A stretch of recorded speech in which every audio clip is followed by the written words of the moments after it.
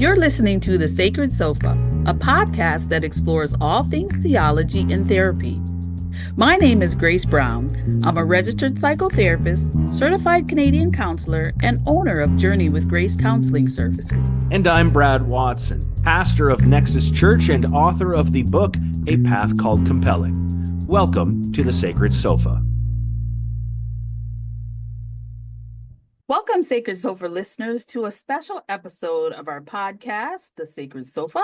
Brad, thanks for joining me today as we explore a blue Christmas. A blue Christmas and what it means when the holiday season isn't just about celebrating and joy, but is also a space of pain and hurt and grieving. Yes, thanks, Grace. Always good to be with you. And here we are, just about a week away from Christmas. And this is our final episode, actually, of 2024 as well. So how about that? And you and I are taking a few weeks off over the holidays, but we'll be back at it in January. But yes, as you mentioned, just under a week till Christmas. So it felt like the right time for us to talk about the pain of the holidays as well. Mm-hmm. And here's the thing, as part of pursuing the flourishing life, we always want to be real about how life is full of joy and sorrow. And in reality, the Christmas story holds the duality of both of those emotions. We often love to focus on the Hallmark version of Old Silent Night, but then look away from the reason Jesus came as well as how he came.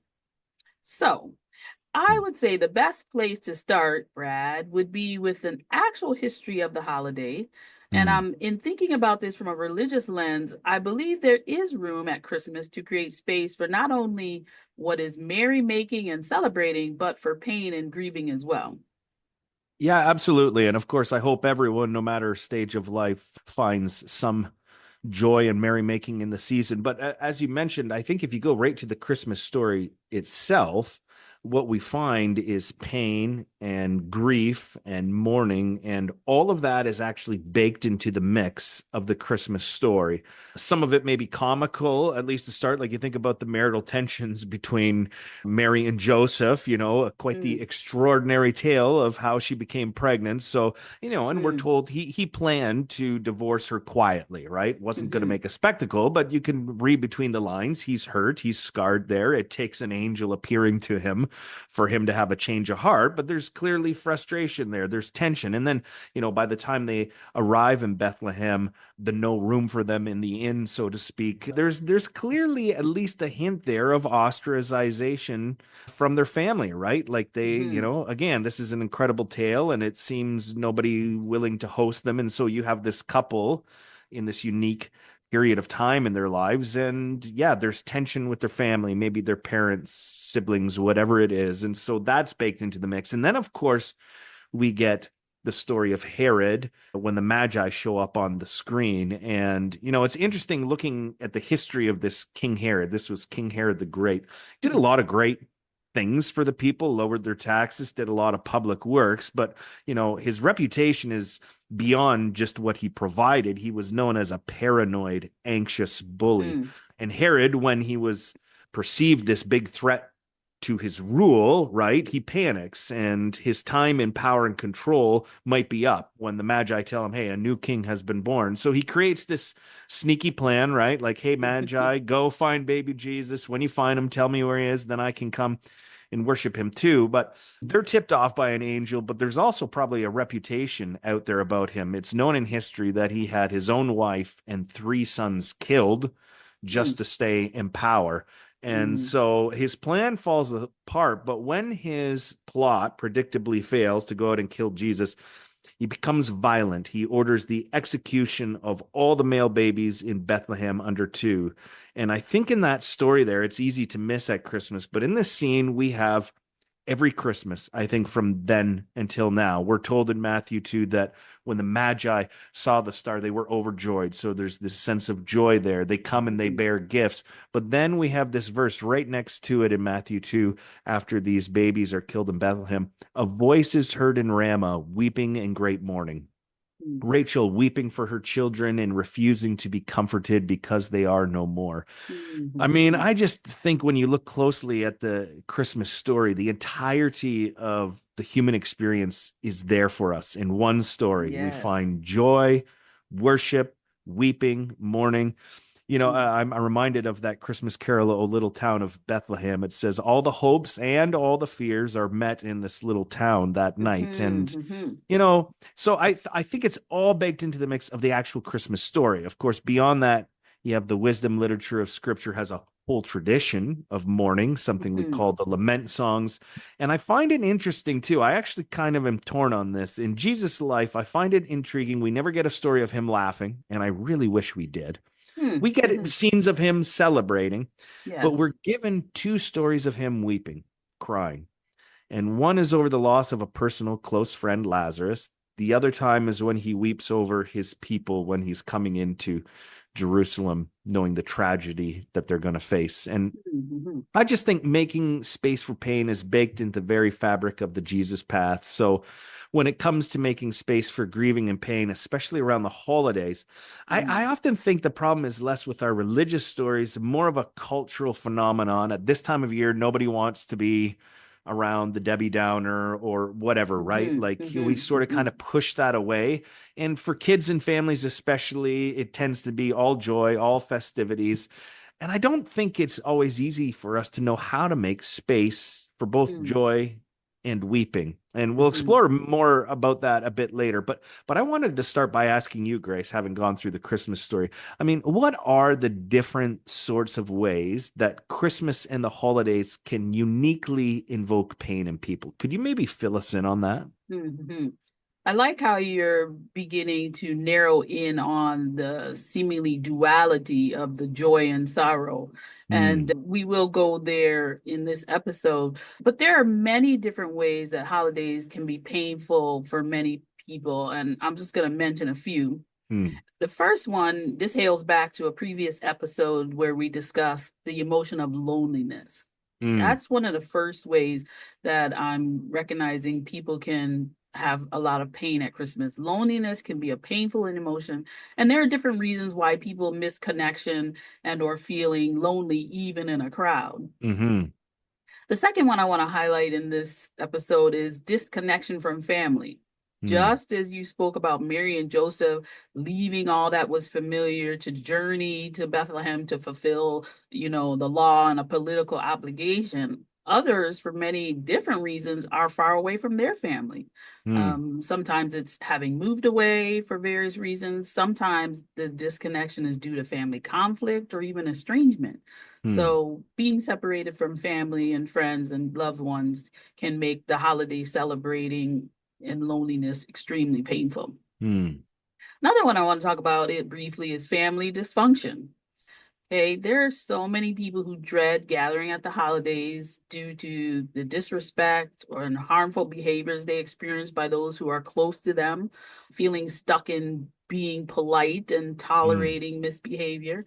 I was watching a reel from a psychologist that I follow on Instagram, Dr. Raquel Martin, and she had this fun but so real video clip about, everybody's getting boundaries for Christmas this year. It's just like we are not tolerating this misbehavior, these mm, awkward, intrusive questions and things like mm, that. So family dysfunction can make holidays very uncomfortable and painful for folks. And then lastly, I'm going to talk briefly about grief and any form of loss. mm, The holidays can absolutely highlight the loss of a loved one or loved ones who are missing from the table, mm, whether due to the previous family issue I mentioned, but also for those who have passed away at some point during the year. And so mm. this is another time of the year that grief is often amplified because there's so many memories of loss throughout the year. And so those are just a few of the reasons that can make Christmas feel not so merry and bright. Mm.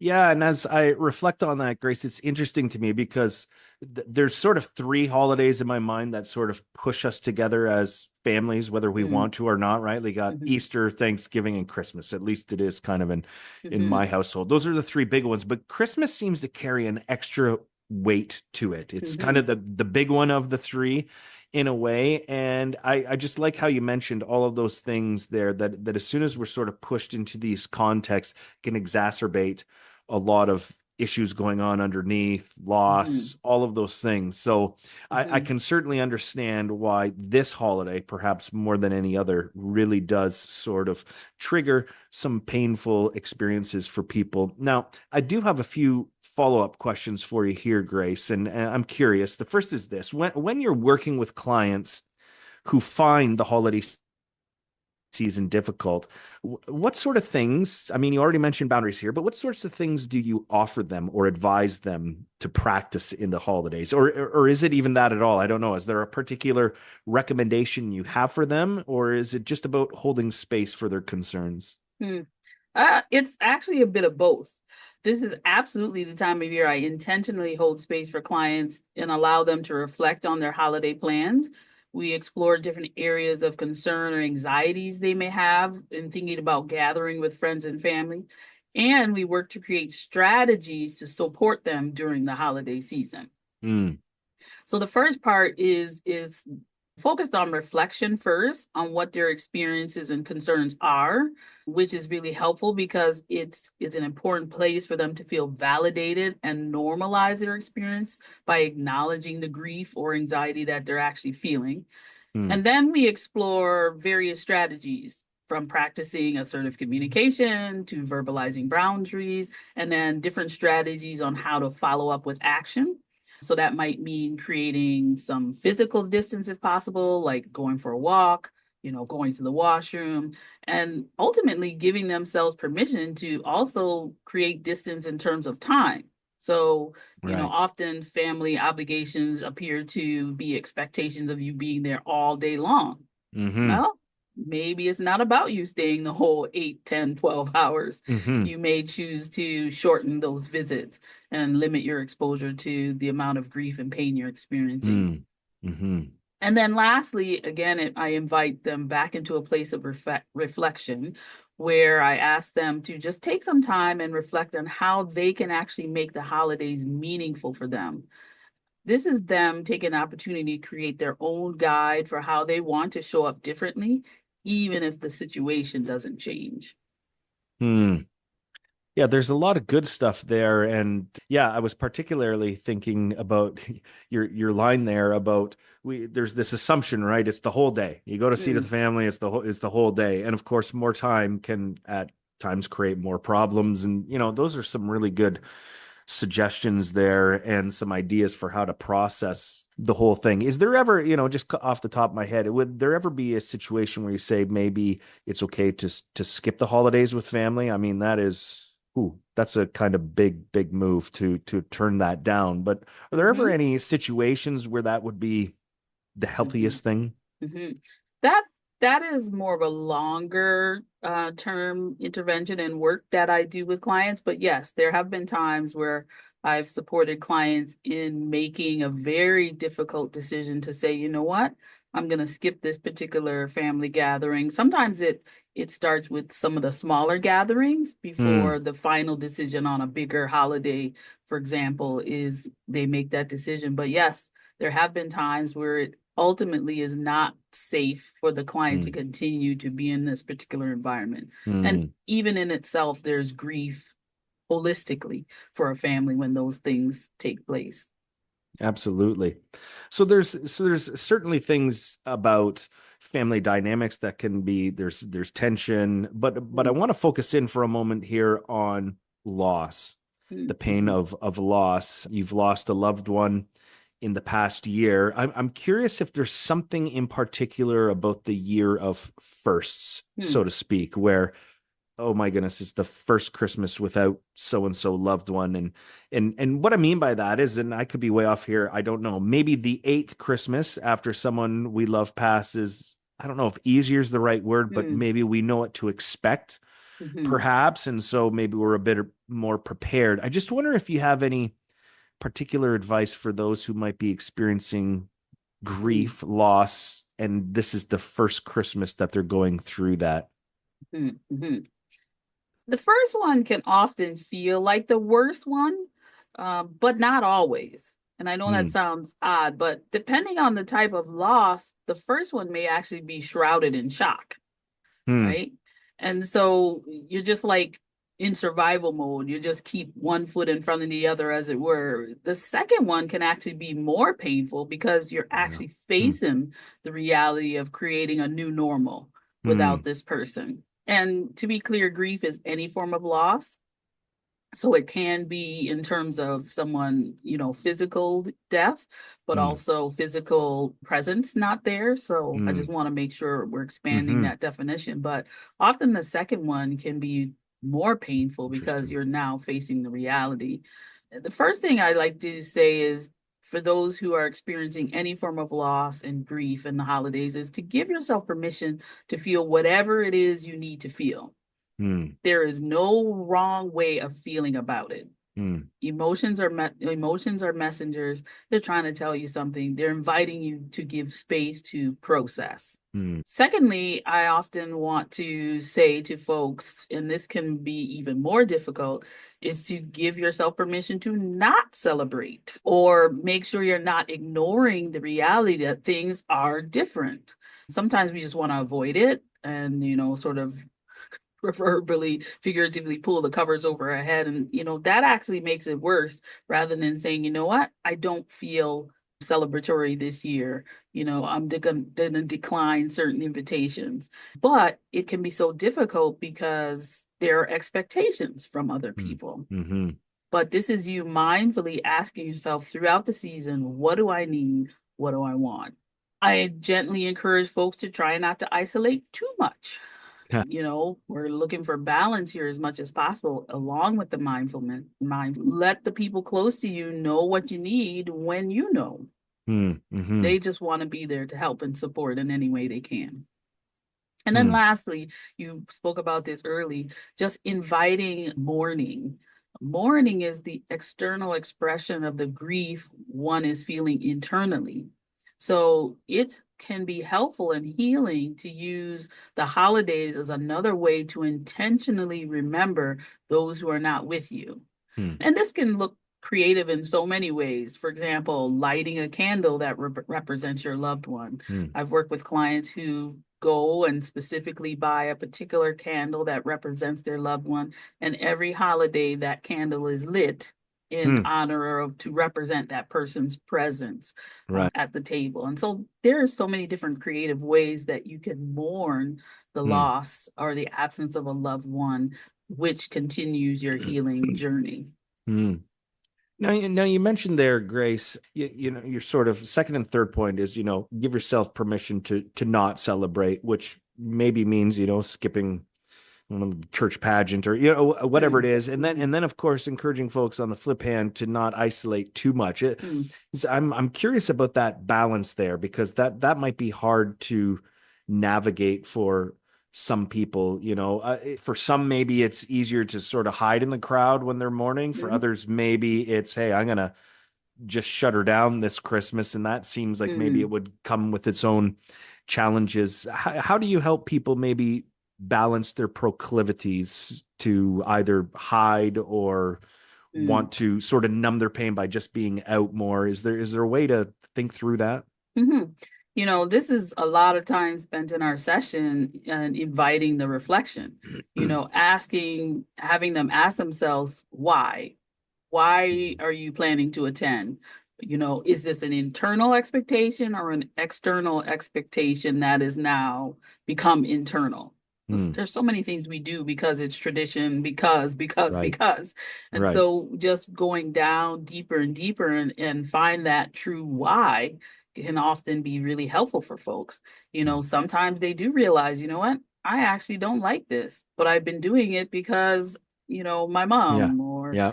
some other reason. And so getting down to that why, some people will say, okay, you know what? This is an obligation and a duty. It's not something that's bringing me actual joy and meaningfulness. So I'm going to say goodbye to it. And then other people will get to the why and say, you know what? It may have started externally, but I'm going to actually own this. Mm. This has now become my why. And so I'm going to say yes to that. And so that Hmm. takes time and an opportunity and space to reflect. And with all boundaries, new boundaries can be created with new information. And so for many Mm, people, it becomes quite meaningful to lock into the why and make it an internal yes versus something imposed on them. right. Now, that's a lot of good stuff there for those involved in pain, mourning, some sort of grieving holiday Mhm. season. What about the rest of us, Grace? For those not in an active season of grieving or in pain, for those of us who maybe at this point only have positive feelings about the holidays, are there things we can do to keep grieving people in mind? Are there things that should be on our radar? Hmm.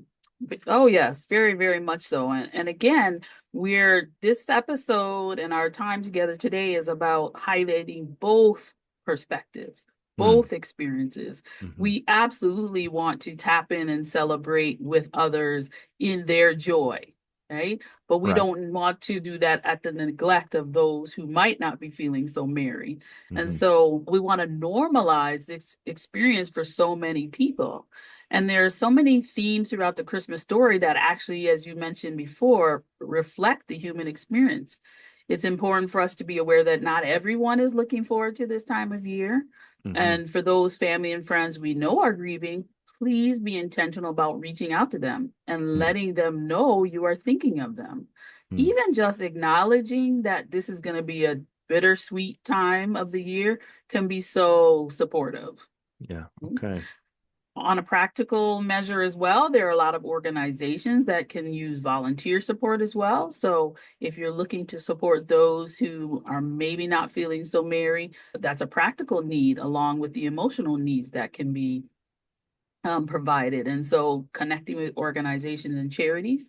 I also actually want to highlight a specific organization that specializes in different forms of grief and loss. The Bereaved Families of Ontario. They actually have different groups with peer leaders to support folks who've experienced loss. And they've run a lot of groups, especially at this time of year. Mm, And they actually have two memorial events throughout the year, and one is in November leading up to holidays mm, for those who've experienced loss. And so that might be a powerful form of support and healing for those in a safe group setting. mm, Um, for those who want professional support, reaching out and connecting with a therapist can also be a huge assistance in the healing journey as well. mhm.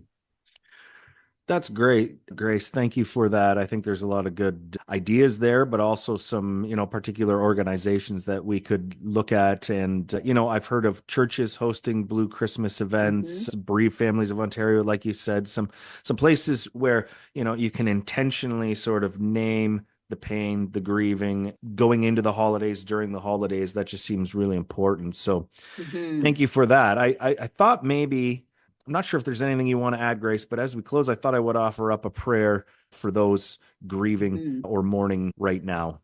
Let's do that. Let's do that. Okay. I think it would be wonderful to offer this spiritual care to folks who are listening, folks who are sitting in spaces with others are grieving or who are grieving themselves. That would be wonderful.